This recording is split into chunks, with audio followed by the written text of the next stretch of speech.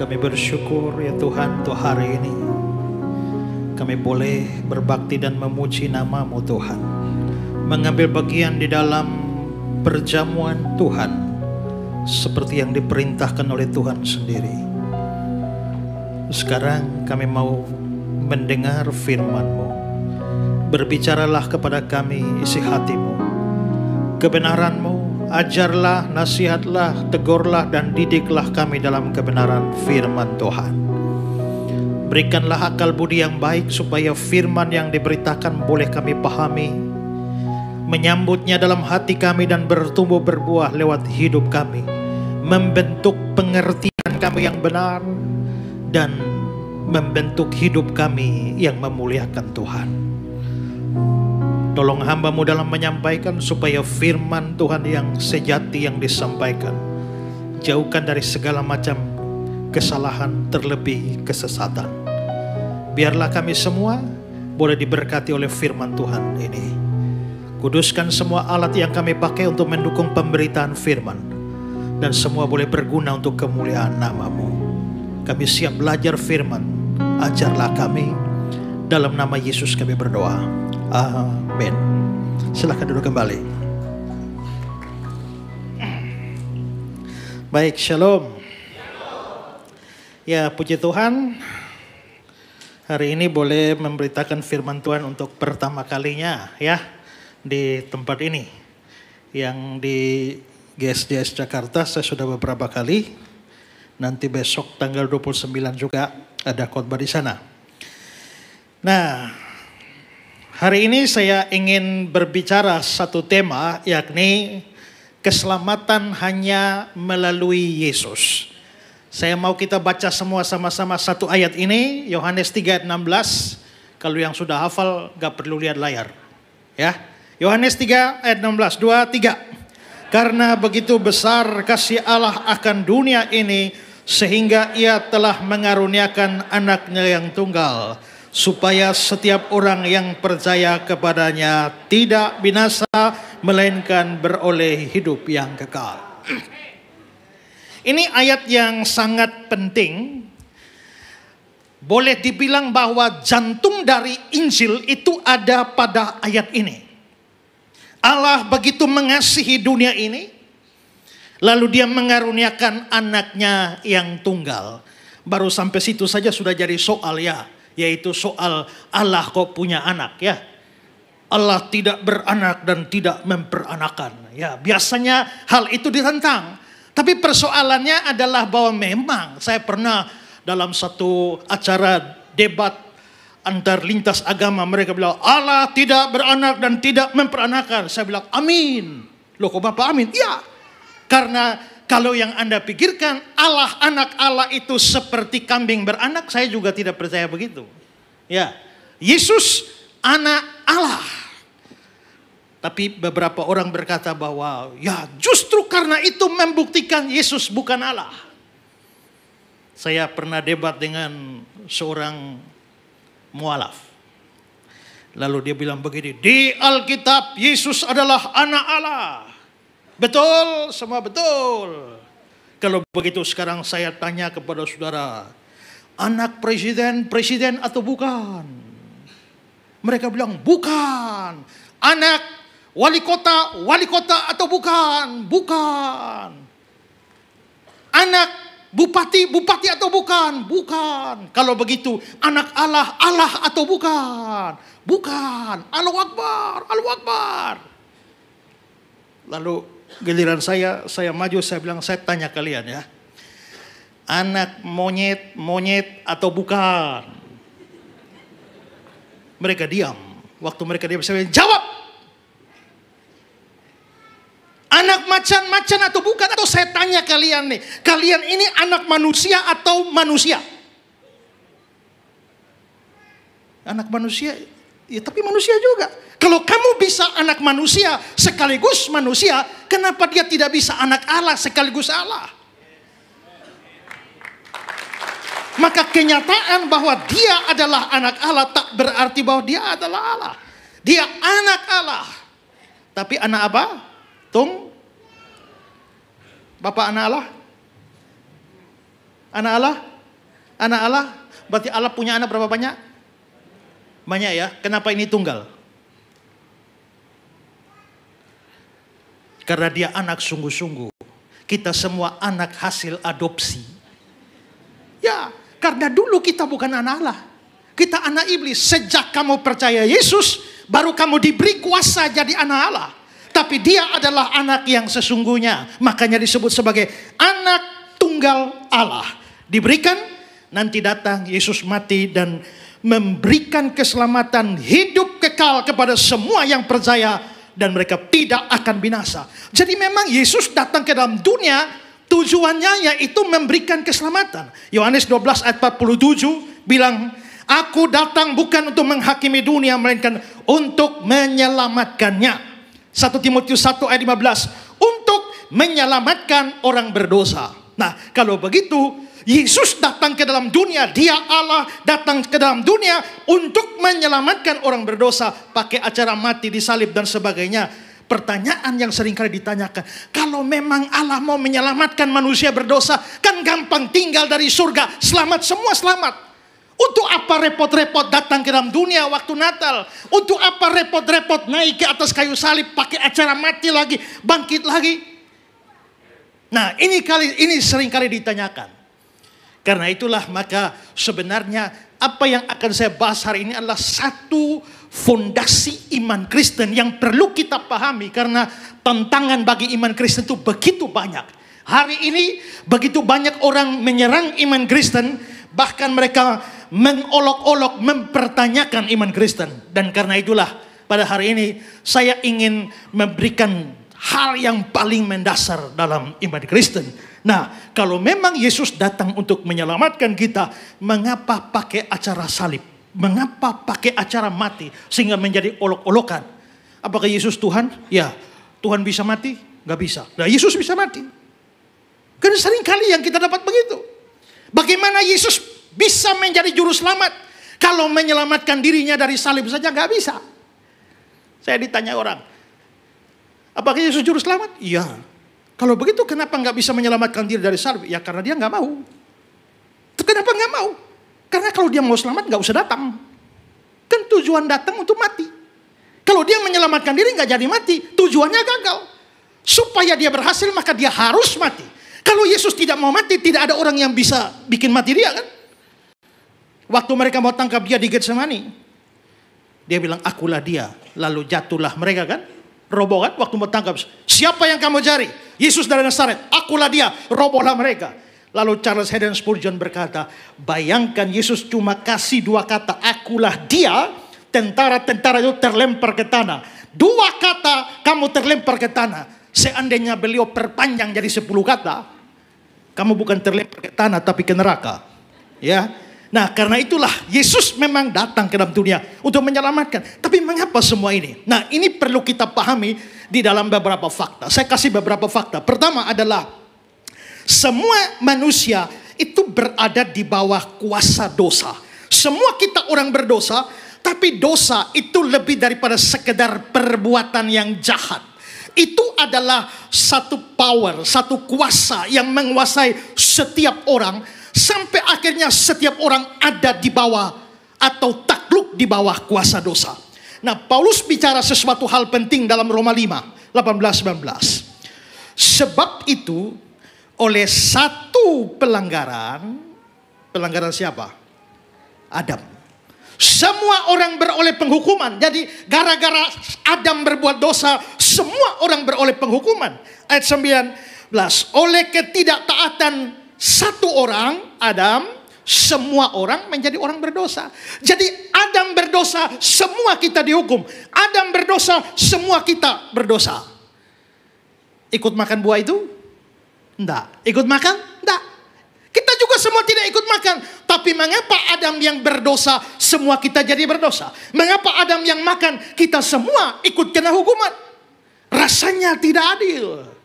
Tapi jawabannya mudah, karena Adam adalah perwakilan manusia. Kalau Indonesia main sepak bola, yang masuk lapangan berapa orang? 11 kan? Yang main kan 11 kan? Nah, Begitu 11 itu kita semua nonton. Begitu 11 itu menang, kita wah kita menang, kita menang, kita menang. Ikut main. Kan enggak? Kenapa enggak ikut main kok bisa bilang kita menang? Kita enggak ikut main. Tapi karena 11 itu perwakilan kita, 11 itu menang, kita menang. 11 itu kalah, kita kalah. Walaupun enggak main. 11 itu draw, kita draw.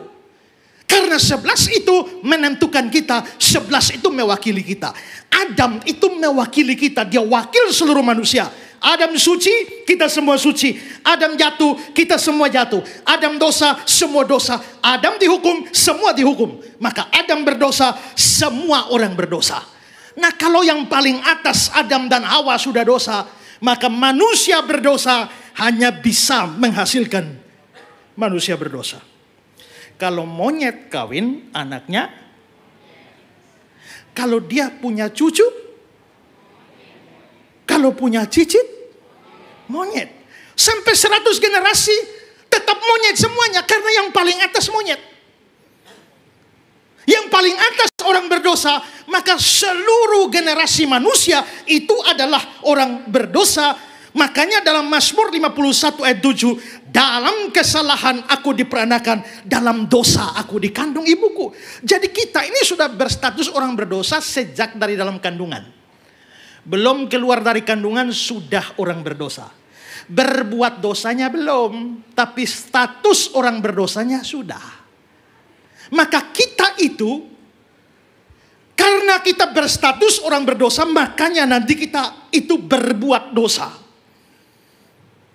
Walaupun belum berbuat kesalahan apa-apa, tapi statusnya sudah. Waktu macan terkam kambing, macan itu binatang buas. Waktu macan tidak terkam kambing, buas gak?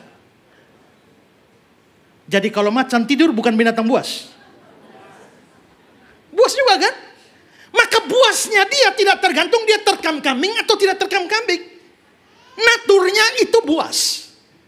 Waktu dia terkam kambing hanya membuktikan bahwa dia buas. Tapi kebuasannya tidak terletak pada terkam kambing. Pada natur dia. Nah, maka manusia itu naturnya sudah dosa. Maka sejak dari dalam kandungan, bayi yang belum lahir keluar dari perut ibu pun statusnya sudah orang berdosa, biarpun dia belum berbuat dosa.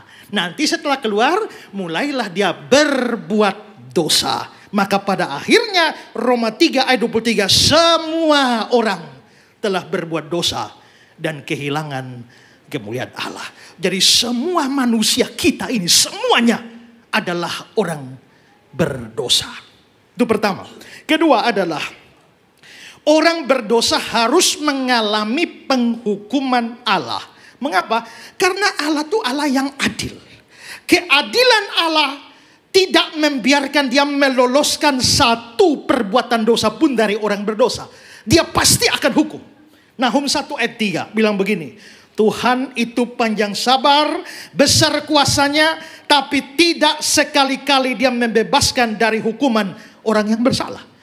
Tidak sekali-kali pun.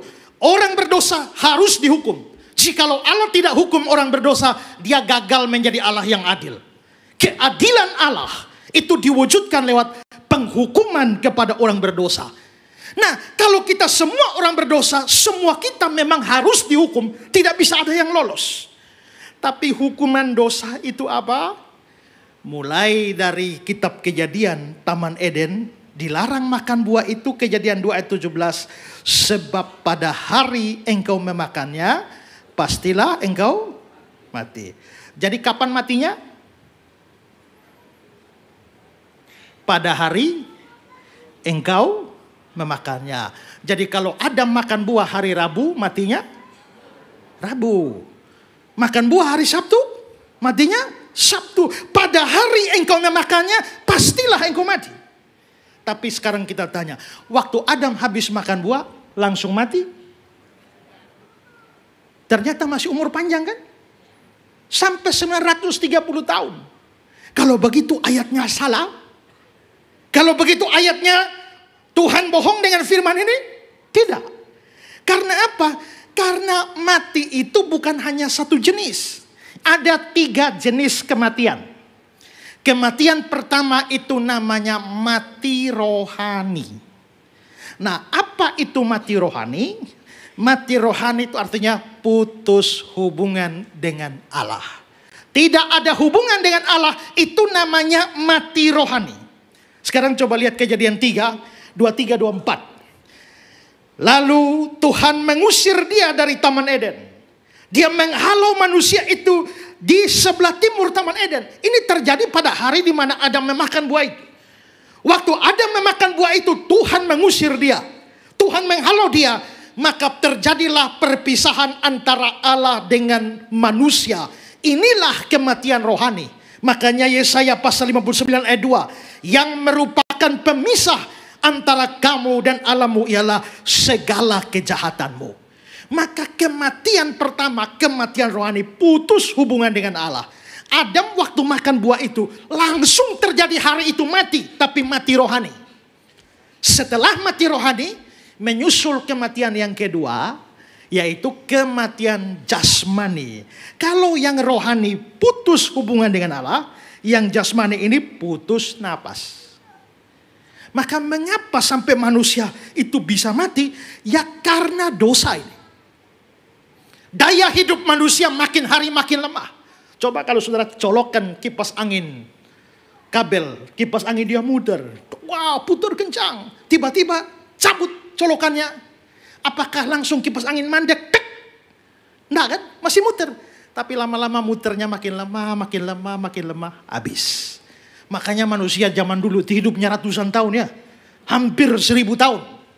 Tapi makin lama makin turun. Dan kita bisa lihat bahwa umur manusia makin pendek. Dan pada satu titik dalam hidupnya dia akan mengalami kematian. Itu akibat dosa. Dunia ini telah menemukan begitu banyak obat ini, anti itu, anti ini. Tapi belum ada anti mati. Maka semua kita pasti mati. Saya suka khotbah di ulang tahun. Karena kalau saya khotbah di ulang tahun, saya bilang, hari ini engkau bertambah 1 umur lagi di satu sisi. Tapi di sisi yang lain, kamu kehilangan 1 umur. Karena kalau Tuhan tetapkan kamu mati 60 tahun, waktu kamu ulang tahun yang ke-50, stokmu sisa 10. Ulang tahun ke-51, sisa 9. 52, sisa 8. Jadi itu umur bertambah atau berkurang. Tergantung lihat dari mana. Kalau lihat dari sini 50, 51, 52, tambah panjang umurnya. Tapi kalau lihat dari tahun mati 10, 9, 8 kan tambah pendek. Tapi ada orang yang nyanyi pendek umurnya. Maka saya bilang, dengar baik-baik yang ulang tahun. Waktu kamu berulang tahun, kamu makin dekat lubang kubur. Waktu kamu ulang tahun, kamu hampir menjadi almarhum dan almarhumah. Mati. Tidak ada orang bisa menghindari yang namanya kematian. Ada orang bilang, Pak Pendeta, saya ini sebenarnya kepengen tahu saya mati di mana. Supaya saya tidak pernah pergi ke situ. Saya kalau tahu saya akan mati di Jakarta, sampai kapanpun saya tidak akan ke Jakarta. Tapi kan nggak bisa. Di Irak ada satu cerita begini. Ada satu tuan yang mempunyai seorang budak. Lalu satu hari si tuan menyuruh si budak ini pergi ke pasar untuk belanja. Sampai di pasar si budak ini tiba-tiba dia kaget. Dia lihat, ada malaikat maut. Malaikat maut melambai-lambai. Maka ketakutan pucatlah si budak ini. Karena mereka percaya kalau malaikat maut sudah melambai, hari ini kau mati. Maka si malaikat maut melambai-lambai. Ketakutanlah si budak, lari pulang ke rumah. Muka pucat menghadap tuannya. Tuannya tanya, hei, kenapa mukamu pucat begini? Ben, Tuan, tadi di pasar aku ketemu malaikat maut. Dia melambai-lambai. Itu artinya dia mau cabut nyawaku malam ini. Aku takut sekali Tuan. Tuhan tolong aku, Tuhan tolong aku. Tolong bagaimana? Kasihkan aku seekor kuda. Aku mau lari jauh dari sini. Lalu si Tuhan bilang, kalau saya kasih kamu kuda, kamu mau lari kemana? Saya mau lari ke kota paling ujung. Namanya kota Samara. Akhirnya si Tuhan kasih kuda. Maka larilah dia ke kota Samara. Setelah si budak pergi, tuannya penasaran sama malaikat maut itu. Dia pergi cari itu malaikat maut di pasar. Ketemu. Malaikat, kenapa kau menakut-nakuti hambaku? Malaikat bilang, enggak. Ya tapi kau melambai-lambai kan bikin dia takut. Enggak. Saya bukan mau menakuti, saya cuma heran mau nanya dia. Mau nanya apa? Mau nanya karena menurut yang tersurat, malam ini saya harus menjemput dia di kota Samara. Yang saya heran kenapa dia ada di sini. Jadi gue panggil dia mau nanya. Maka waktu dia lari ke Samara, dia bukan lari menjauhi kematian. Lari mendekat kematian. Tidak ada orang bisa. Orang biar sakit sudah bawa tanah, kalau belum saatnya mati kan gak mati. Saya dari Kupang. Di Kupang sana kalau orang sudah sakit, dokter sudah angkat tangan. Juga gak bisa-bisa, minta mujizat juga gak bisa. Maka biasanya orang yang panggil pendeta daripada menderita, namanya doa serahkan. Maksudnya serahkan ke dalam tangan Bapa Surgawi. Biar cepat mati kan begitu, daripada menderita. Satu hari ada orang sakit seperti itu. Lalu dia bilang, Pak Pendeta, dokter sudah angkat tangan. Bisakah pendeta datang doa serahkan? Oke, saya pergi. Tuhan, kami tidak mau melampaui kuasa-Mu. Tapi daripada dia menderita ini, jika Engkau berkenan, biarlah Engkau ambil nyawanya. Amin. Besok pagi saya tanya, sudah? Mereka bilang, belum pendeta. Boleh tambah satu kali lagi? Saya datang lagi, yang kedua. Waktu yang kedua saya doa yang sama. Pulang saya tanya, sudah? Belum pendeta. Bisa tambah, biasanya yang ketiga manjur. Saya pergi lagi, doakan yang sama. Besok, sudah? Ada apa? Sudah. Pendeta, sudah ada yang mati. Tapi bukan opa yang didoakan yang mati. Terus yang jaga yang mati. Padahal yang jaga sehat. Berarti tiba saatnya yang jaga mati. Yang itu belum mati. Nah kalau begitu, mengapa sampai mati ini terjadi? Semua tidak bisa hindari. Ini jenis kematian kedua, akibat dosa. Dan ada yang ketiga, jenis kematian ketiga itu namanya kematian kekal. Itu neraka. Maka neraka itu adalah jenis kematian. Makanya di dalam Wahyu 20 ayat 14. Lalu maut dan kerajaan maut dilemparkan ke dalam lautan api. Lautan api itu kan neraka. Itulah kematian kedua. Berarti neraka itu juga kematian. Sekarang ini ada banyak orang liberal. Kita lihat di TikTok, di YouTube. Banyak orang gak percaya ada surga, gak percaya ada neraka. Jangankan percaya surga neraka. Allah pun mereka tidak percaya itu ada. Simpel saja mereka bilang, kalau memang Allah ada, tunjukkan. Buktikan bahwa Allah itu ada. Masalahnya kan Allah itu kan roh. Yang namanya roh tidak terlihat. Tapi harus ingat bahwa yang tidak terlihat tidak berarti selalu tidak ada. Mungkin kamu tidak lihat tapi bisa ada. Kamu percaya ada listrik? Percaya. Lonjong atau bulat? Atau segi empat? Coba tunjukkan listrik itu. Apa dia segitiga? Tidak. Listrik tidak kelihatan. Karena tidak kelihatan maka pasti tidak ada. Coba kamu pegang kabel telanjang. Kamu langsung sadar dia ada bukan? Padahal nggak kelihatan. Begitu juga Allah tidak terlihat. Tidak teraba. Tapi dia ada. Seorang profesor ateis satu kali berdiri di muka kelas. Lalu dia tanya, para mahasiswa, saya tanya kalian 2 pertanyaan. Pertanyaan pertama, siapa di antara kalian pernah lihat Tuhan Allah? Angkat tangan. Gak ada yang angkat tangan. Kedua, siapa di antara kalian pernah raba Tuhan Allah? Angkat tangan. Gak ada juga. Maka profesor itu bilang, karena Tuhan Allah tidak pernah dilihat, tidak pernah diraba, kesimpulan saya, Tuhan Allah tidak ada. Semua kelas hening. Ada komentar? Seorang mahasiswa Kristen angkat tangan. Prof, saya boleh izin ke depan untuk bicara dengan teman-teman saya? Oh silakan. Lalu si mahasiswa maju dan dia bilang, teman-teman saya ingin mengajukan 2 pertanyaan kepada kalian. Pertama, apakah ada di antara kalian pernah lihat otak profesor ini? Nggak ada. Pertanyaan kedua, siapa di antara kalian pernah raba otak profesor ini? Nggak ada. Karena otak profesor ini tidak pernah dilihat, tidak pernah raba. Kesimpulan saya, ini profesor tidak punya otak. Memang ada banyak hal di dunia ini, realitas. Apalagi dunia spiritual, kita tidak lihat, kita tidak raba. Tapi bukan berarti tidak ada. Maka surga ada, neraka ada, Allah itu ada. Dan Alkitab bicara neraka cukup banyak. Dan itu adalah kematian ketiga. Jadi mati ada tiga. Mati rohani, putus hubungan dengan Allah. Mati jasmani, putus napas. Dan mati ketiga, mati kekal, yaitu neraka. Semua manusia berdosa harus alami tiga ini. Mati rohani, kita putus hubungan dengan Allah. Satu saat jadi almarhum, jadi almarhumah, mati jasmani. Dan kita semua akan pergi ke neraka. Kematian kekal. Sekarang yang ketiga. Manusia tidak bisa diselamatkan dengan cara apapun. Menghadapi hukuman Allah, keadilan Allah, manusia berdosa tidak punya cara meloloskan diri dari hukuman Allah. Tidak bisa dengan perbuatan baik. Agama lain mengajarkan amal saleh nanti diperhitungkan untuk keselamatan. Tapi tidak. Kitab suci Kristen berkata bahwa manusia tidak bisa diselamatkan dengan perbuatan baik. Satu titik pun. Satu kali dalam sebuah perdebatan lintas agama. Lalu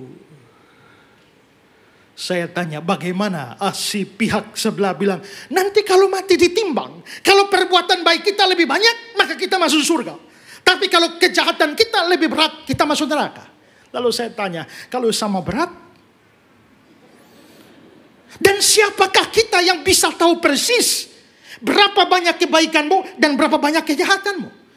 Kristen mengajarkan tidak demikian. Tidak ada manusia bisa selamat dengan berbuat baik. Karena apa? Karena perbuatan baik tidak pernah bisa tutup dosa. Kalau saudara berbuat kejahatan, saya misalnya tahu-tahu bangun tempeleng bapak di depan ini. Bapak lapor saya ke polisi. Saya mau ditangkap di sidang minggu depan. Tapi sebelum minggu depan ditangkap, saya sudah bawa bantuan ke panti asuhan, sudah bawa bantuan ke korban bencana, sudah sumbang gereja, sampai dihakimi. Benarkah Pak Esra pada hari Minggu kemarin tampar orang? Benar. Tapi hakim mesti ingat bahwa hari Senin saya sudah bawa bantuan ke panti asuhan. Saya sudah bawa bantuan ke korban bencana, sudah bantu gereja. Jadi saya benar tampar dia, tapi saya sudah berbuat baik. Saya tanya, hakim itu akan melepaskan saya? Mikir baru jawab. Hakim itu akan melepaskan saya? Tapi kan saya sudah buat baik. Apakah hakim itu melepaskan saya? Dia pasti melepaskan saya kalau dia gila. Ya kan? Kalau hakimnya waras, tidak peduli kamu berbuat baik berapa banyak, dosa tetap dosa, kesalahan tetap kesalahan. Begitu juga kita berdosa begini banyak, jangan berpikir bahwa saudara bisa tutup satu dosamu dengan berbuat baik. Nah, makanya di dalam Galatia 2 ayat yang ke-16, tidak seorang pun dibenarkan karena melakukan hukum Taurat. Tidak ada. Bahkan kalau seandainya kita berbuat baik, Yesaya 64 ayat 6 bilang, segala kesalehan kami seperti kain kotor. Kain kotor sini bukan kain pel, bukan kain lap. Terjemahan yang sebenarnya dari bahasa asli itu adalah kain pembalut wanita pada zaman dulu. Itu kain kotor yang dimaksudkan di sini. Maka segala kesalahan kita itu seperti kain pembalut. Adakah kita cukup gila mengandalkan kain kotor ini untuk bisa selamat? Gak bisa. Kamu bisa selamat dengan berbuat baik asal kamu buat baik 100%, tidak boleh kurang 1. Karena syarat masuk neraka itu dosa 1. Kita hari ini bisa buat baik, besok enggak. Saya satu hari bawa motor, sepeda motor di jalan. Pas di jalan ada satu motor mau maju di jalan, hampir tabrakan. Cukup dekat, hampir tabrakan. Saya lihat dia, dia lihat saya. Saya tetap lihat dia, dia tetap lihat saya. Tiba-tiba dia, tuik, dan dia menghantam ludah di muka saya. Balik motor lari. Saya kejar dia dengan motor, mati kau hari ini kalau saya dapat. Tapi sementara saya kejar dia, teringatlah aku akan kata-kata Tuhan Yesus. Ampunilah dia karena dia tidak tahu apa yang dia perbuat. Saya berhenti dan berdoa, Tuhan ampunilah dia karena dia tidak tahu apa yang dia perbuat. Hari itu saya merasa seperti Yesus. 1 minggu kemudian saya dengan keluarga berlibur. Pulang sudah maghrib. Lampu-lampu belum nyala. Terus ada motor dari sana pakai lampu jauh sampai saya silau. Gak bisa lihat jalan. Begitu motornya lewat, saya bilang lampu. Begitu saya bilang lampu. Si motor balik kejar saya. Kau bilang apa? Saya bilang lampu. Dia bilang, kau mau apa? Mau apa juga. Saya lompat turun dari mobil, ambil kunci roda, dan saya menghadap orangnya. Lalu mama saya di rumah dipanggil kakak karena paling tua. Lalu waktu saya ambil kunci roda menghadap orang itu, mama saya bilang, kakak ingat, kakak itu pendeta, kakak itu persetan dengan pendeta. Baru berapa hari yang lalu saya seperti Yesus. Tapi 1 minggu kemudian rusak itu. Seandainya satu dosa layak masuk neraka, saya masuk neraka itu. Siapa di antara kita yang bisa berbuat baik non-stop tanpa dosa satu? Kalau kamu bisa begitu, kamu selamat. Tapi kalau enggak, jangan pakai perbuatan baikmu. Enggak laku untuk masuk surga. Dan kedua, ingat baik-baik. Kamu tidak bisa diselamatkan dengan berhenti berdosa. Ada pemabuk, mati masuk neraka. Berhenti mabuk, kalau mati tetap masuk neraka. Ada perampok, kalau dia bertobat dan berhenti merampok, apakah mati masih masuk neraka? Tetap masuk neraka. Kenapa? Kan sudah berhenti. Karena dosa itu hutang di hadapan Allah. Dosa itu hutang. Coba lihat Matius 6 ayat 12. Ampunilah kami akan kesalahan kami. Kata kesalahan itu, bahasa asli Alkitab Perjanjian Baru adalah opelema, itu artinya hutang. Makanya versi King James Alkitab bahasa Inggris, forgive us our debts as we forgive our debtor. Ingat debts collector? Hutang. Maka dosa itu hutang. Pertanyaan sekarang adalah, bisakah hutang diselesaikan dengan berhenti hutang? Saya nggak punya uang, Bapak pinjam 100 juta. Minggu berikut 100 juta lagi. Minggu berikut 100 juta sampai 1 miliar. Lalu saya datang ke Bapak, minta. Marahlah si Bapak. Kamu ini minjam sudah 1 M. Lalu saya bilang, Pak jangan marah-marah dong Pak. Saya janji mulai sekarang, saya nggak pinjam lagi Pak. Selesai kan? Beres? Beres? Gak bisa. Hutang tidak bisa selesai dengan berhenti utang. Berhenti utang nomor 2. Nomor 1, bayar utang. Maka dosa tidak bisa selesai dengan berhenti berdosa. Harus ada pembayaran. Bayar pakai apa? Pakai nyawa. Karena upah dosa ialah maut. Maka itu berarti orang berdosa tidak bisa selamat hanya karena dia berhenti berdosa. Semua kita yang berdosa, begitu berhenti berdosa, kita tetap binasa semuanya. Jadi kita tidak ada cara lolos itu. Keempat, kalau memang kita nggak ada cara untuk lolos, maka bagaimana caranya supaya selamat? Dibutuhkan seorang juru selamat bagi manusia. Karena tidak ada cara. Tapi nggak sembarang orang bisa jadi juru selamat. Syarat juru selamat itu 2. Syarat pertama, dia harus manusia. Karena yang berdosa manusia. Syarat kedua, dia harus tanpa dosa. Karena kalau dia dosa, bagaimana dia menyelamatkan orang berdosa? Kalau dia sendiri berutang, bagaimana dia menyelamatkan yang berutang? Maka syarat untuk jadi juru selamat, 1 manusia, kedua tanpa dosa. Butuh seorang manusia suci tanpa dosa supaya bisa jadi juru selamat. Nah, marilah kita cari manusia suci. Dari Sabang sampai Merauke. Dapat manusia? Dapat. Dapat yang tidak berdosa? Nggak dapat. Maka di sini ada manusia, hanya nggak ada yang nggak dosa, semua dosa. Kalau begitu jangan cari di sini, cari di mana? Cari di surga. Di surga dapat yang tidak berdosa? Dapat. Siapa? Allah. Allah tidak berdosa. Tapi apakah dia manusia? Bukan. Maka di sini ada manusia tapi berdosa. Di sana ada yang tidak berdosa tapi bukan manusia. Maka di sini tidak ada, di sana juga tidak ada. Di sini tidak dapat orang yang memenuhi syarat jadi juru selamat. Di sana juga tidak ada juru selamat. Karena di sini ada manusia tapi berdosa. Di sana ada yang tidak berdosa tapi bukan manusia. Lah kalau begitu bagaimana Bapak? Nah itu jadi soal itu. Maka ini mengantar kita kepada poin kita yang kelima. Yesus Kristus adalah satu-satunya juru selamat yang disediakan Allah. Kenapa begitu?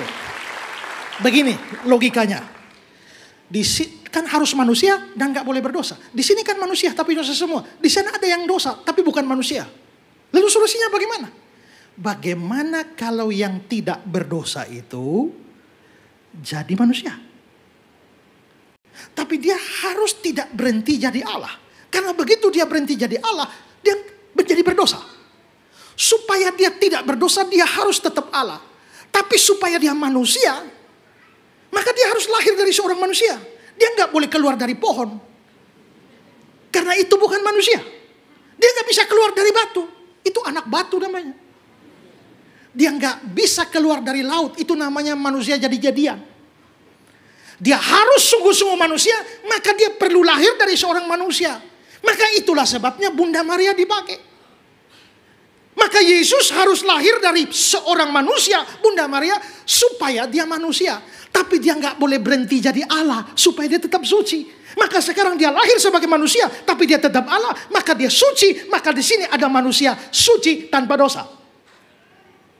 Itulah sebabnya Natal perlu terjadi. Itu Natal perlu terjadi.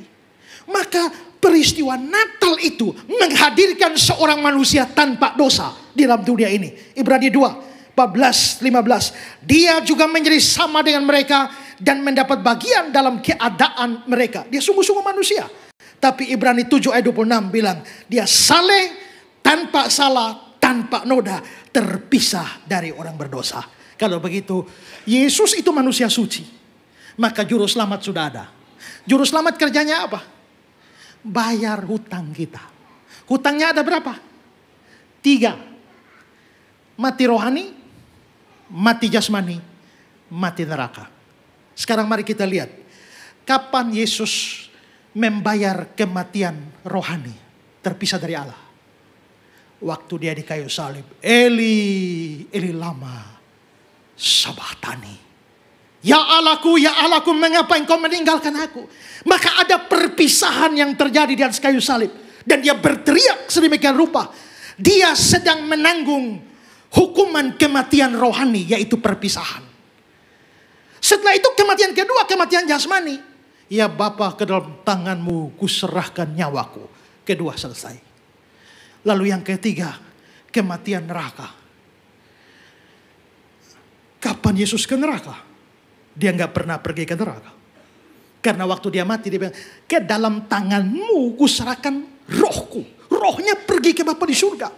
Lalu kapan dia mengalami kematian kekal atau neraka itu? John Calvin berkata, dia mengalami neraka bukan dengan turun ke neraka, tapi neraka diambil dan ditanggungkan kepadanya di atas kayu salib. Yang itu di dalam pengakuan iman Razuli gereja purba itu dikatakan turun ke dalam kerajaan maut. Turun ke dalam neraka. Nah, maka Yesus menanggung semuanya.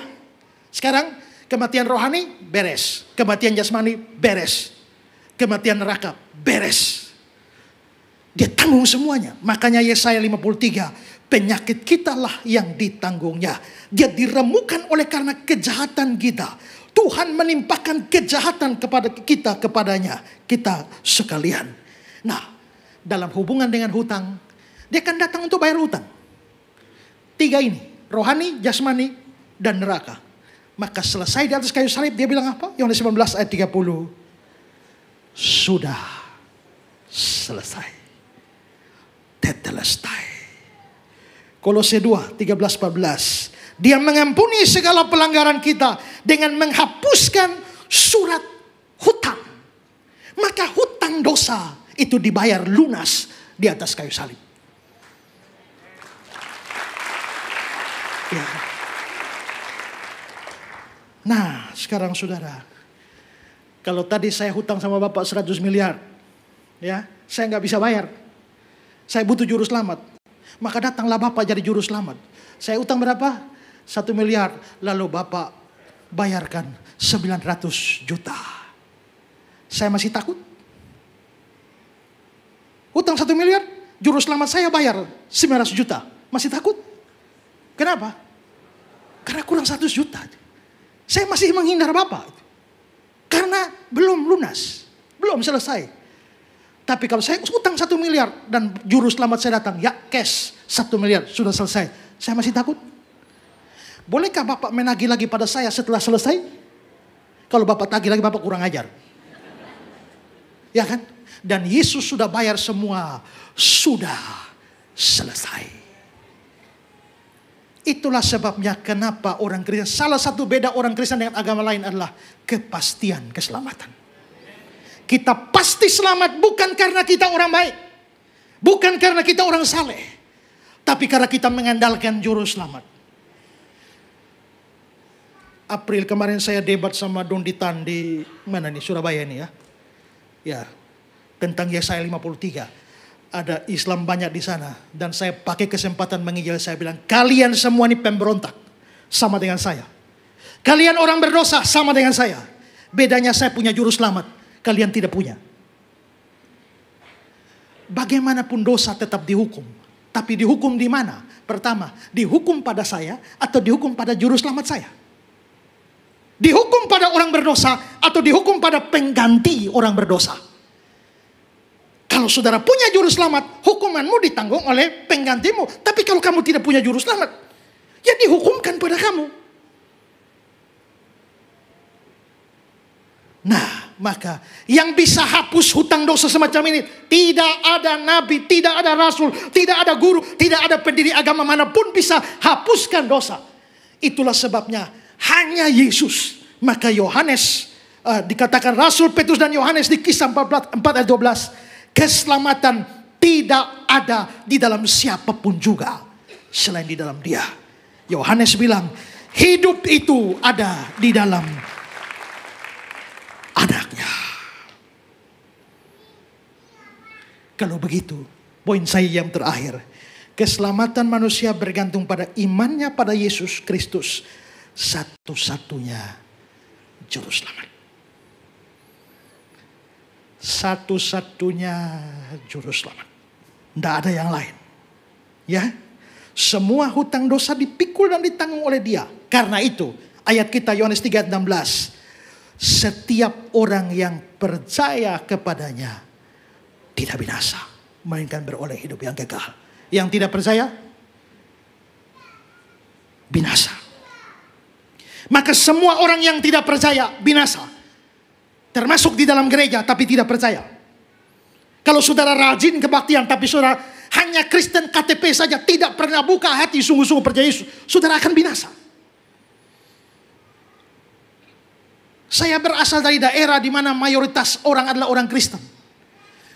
Dan saya terus beritakan Injil pada mereka karena banyak orang rajin kebaktian. Tapi mereka sebenarnya tidak pernah percaya Kristus. Bahkan lebih jahat dari itu. Bahkan orang Kristen bisa mempunyai hidup dengan kuasa gelap. Itu ada. Saya pernah pelayanan di satu tempat. Lalu pendetanya cerita sama saya, Pak Esra, saya punya satu majelis jago. Jago apa? Oh, pokoknya hebat, punya piaraan banyak, punya istri banyak. Bukan. Terus apa? Dia punya peliharaan setan-setan yang banyak. Tapi dia baik, Pak. Maksudnya baik bagaimana? Satu hari mereka punya tanah di atas gunung. Mau bangun gereja di sana. Itu trek tidak bisa naik ke sana, turunkan material. Maka batu, kayu, pasir, semen di bawah. Pendeta kasih pengumuman, jemaat besok kita kerja bakti. Angkat batu kayu naik di atas. Lalu dia bilang, pendeta, jemaat tidak usah kerja, serahkan pada saya. Malamnya dia kerahkan setan-setan, angkat batu kayu, pasir, semen semua, naik. Besok pagi sudah naik. Wow, saya baru tahu ada setan mendukung pembangunan gereja. Lalu satu kali ada acara di mana dibutuhkan tutup jalan, tapi polisi izin, polisi tidak izinkan. Lalu dia bilang, pendeta jangan khawatir, pasang tenda. Kurang 1 jam ibadah, dia bawa kapur, dia garis set, dasi set, kebaktian jalan. Tidak ada motor, mobil bisa lewat garis itu. Kena garis itu, mesin mati. Kebaktian berjalan. Selesai kebaktian berjalan, beliau hapus itu kapur, semua mesin pada hidup. Tadi saya heran, ada setan dukung pembangunan gereja. Sekarang setan dukung pelayanan. Dukung pelayanan semacam itu. Tapi ini pasti bukan Kristen sejati. Dulu waktu Yahya Waloni hina-hina iman Kristen di media sosial. Lalu ada satu orang dari kampung Alor sana. Dia bilang, pendeta, saya sangat sakit hati. Dia menghina Yesus kita. Dia menghina agama kita. Kalau pendeta izinkan, serahkan sama saya 2 hari almarhum. Memangnya mau apa? Kita serang dia, Bapak. Serangan udara. Maksudnya dengan kuasa gelap. Dia saking cinta Yesus dan membela agama, dia mau hajar orang dengan kuasa gelap. Bagaimana orang seperti itu cinta Yesus? Tapi begitu, dia pasti bukan Kristen sungguh-sungguh. Ada banyak orang Kristen KTP saja ada di dalam gereja. Saudara pikir baik-baik, selama saudara jadi Kristen, pernah ada momen saudara buka hati, terima Yesus atau tidak, sebagai juru selamat? Kalau tidak, kamu tidak bisa diselamatkan. Tapi kalau ya, kamu tidak binasa, melainkan beroleh hidup yang kekal. Kalau begitu, semua harus sungguh-sungguh percaya Yesus. Tapi pesan saya kedua, jangan pernah lepaskan Yesus demi alasan apapun. Lebih keras lagi, jangan jadi mualaf. Yang perempuan-perempuan yang lagi pacaran dengan Ahmad atau Abdullah, putuskan dia sekarang. Yang lagi pacaran dengan Siti Aminah atau siapapun, putuskan. Siti Maimunah, putuskan. Begini banyak nih, cari dong di sini. Bilang, Pak Pendeta, kenapa saya harus cari? Waktu Adam saja Tuhan cipta Adam, tiba-tiba Adam ditidurkan, buka mata, langsung ada Hawa. Ngapain saya cari? Ya, lu tidak tahu bahwa zaman dulu Adam tidak punya saingan. Ya, jangan pernah lepaskan Yesus. Ada orang inbox saya, pendeta, masuk Islam. Saya bilang, enggak. Kenapa? Masakan ku buang emas ini dan ku ganti dengan seng. Hari ini saya beritakan tentang Yesus kepadamu. Saya tutup ini. Seorang anak kecil datang kepada seorang profesor. Dia bawa jangkrik di tangannya yang hidup. Lalu dia bilang, profesor, coba tebak. Ini hidup atau mati? Jangkrik ini. Dia mikir, kalau profesor ini bilang hidup, maka dia remas jangkriknya. Wah, mati. Tapi kalau profesor bilang mati, dia tinggal buka. Wah, hidup. Jadi kayaknya profesor mau pilih manapun salah. Setelah itu dia bilang, Prof, ini hidup atau mati? Profnya, nah. Kalau kau mau dia hidup, hidup. Kalau mau dia mati, mati. Hidup mati di tanganmu. Hari ini saya sudah beritakan Yesus padamu.